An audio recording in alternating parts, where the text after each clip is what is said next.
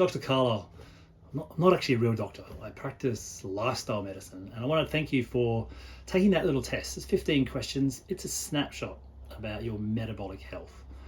Why is this so important? Well, it turns out that that's the biggest issue at the moment in Western society, and growing really, really fast.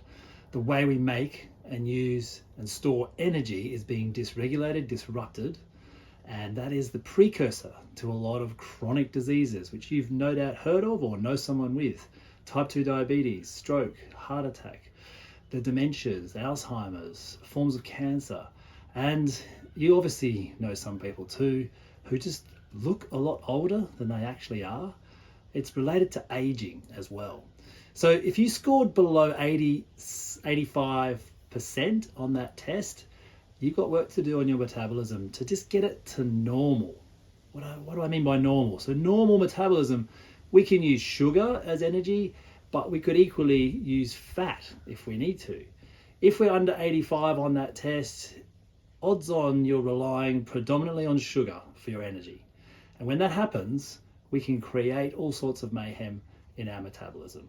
See, it's easy for us to have a sugar spike, which is followed by a sugar low. And that one correlates to energy levels, and there's good evidence that it's also linked to our mental health, how we feel, our anxiety, our depression. It's also linked to weight control. So our strategies to try and lose weight won't often work when we've got that spike and low scenario going on.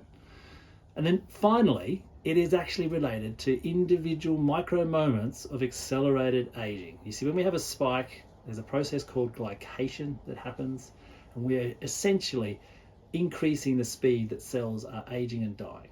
And one little spike on its own is not a big deal, is it? But if you don't know you're spiking and you have multiple of those every day, every time you eat, and it's every day of every week, of every month, of every year, this is how it accumulates slowly over time.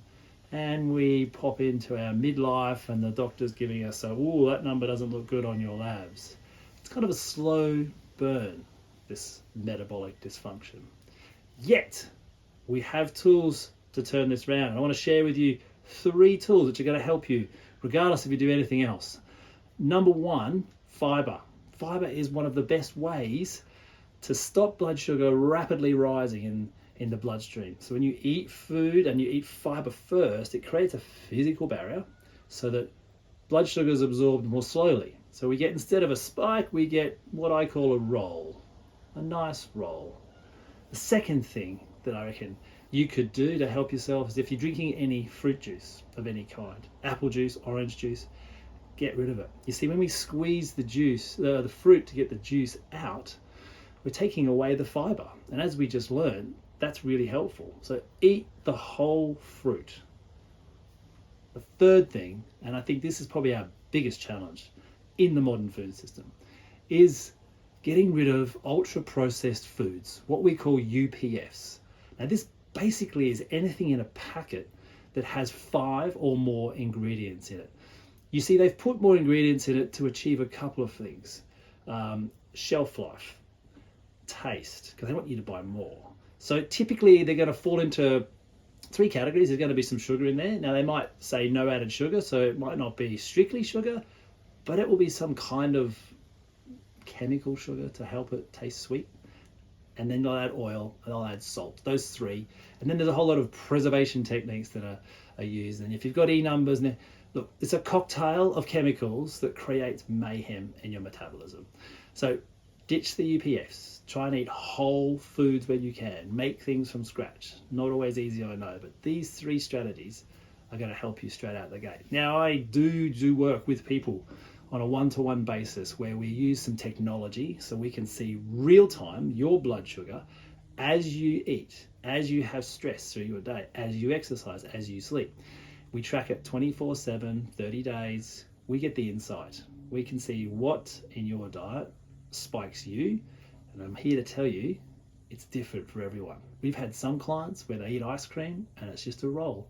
Other clients, ice cream is a disaster for them. It's really unique and individualized to you. So when you have that data, that information, we can then create strategies so that you can turn spikes and lows into rolls and troughs. And here's what we notice. You don't need to use willpower. There isn't some crushing exercise regime involved.